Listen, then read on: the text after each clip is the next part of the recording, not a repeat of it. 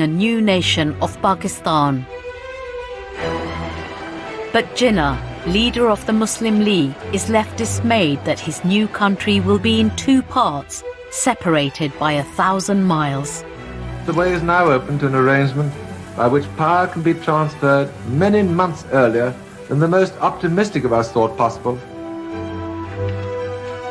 Then Mountbatten makes the extraordinary announcement that partition will take place not in a year, but in 10 weeks' time.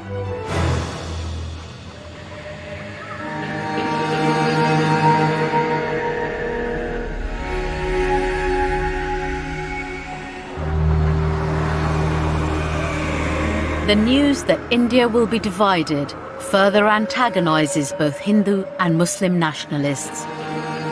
They turn on the leaders who have been negotiating with the British. Right from the beginning, when partition is announced, there's a great amount of hostility. Various Indian groups are not happy. And one of those is the Khaksar movement, a Muslim fundamentalist group. They feel that Jinnah, the president of the Muslim League, is responsible for dismembering the Indian subcontinent. So when Jinnah is meeting the Muslim League delegates at the Imperial Hotel in Delhi, they try to kill Jinnah.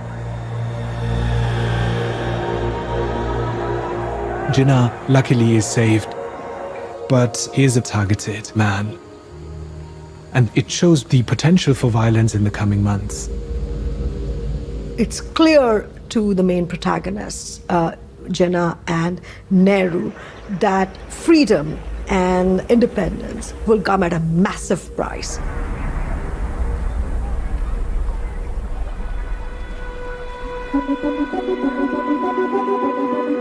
Mountbatten has announced that partition will happen in 10 weeks, but he won't say exactly where the borders will lie between India and Pakistan.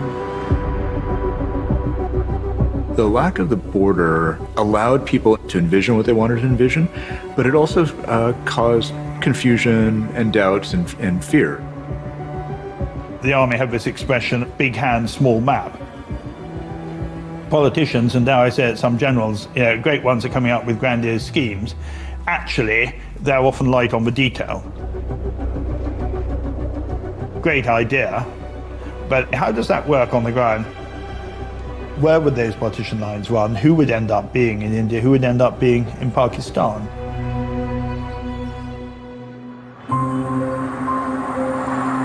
The uncertainty over the border raises tension still further. The first flashpoint is the Punjab, home to over 30 million Muslims, Hindus and Sikhs.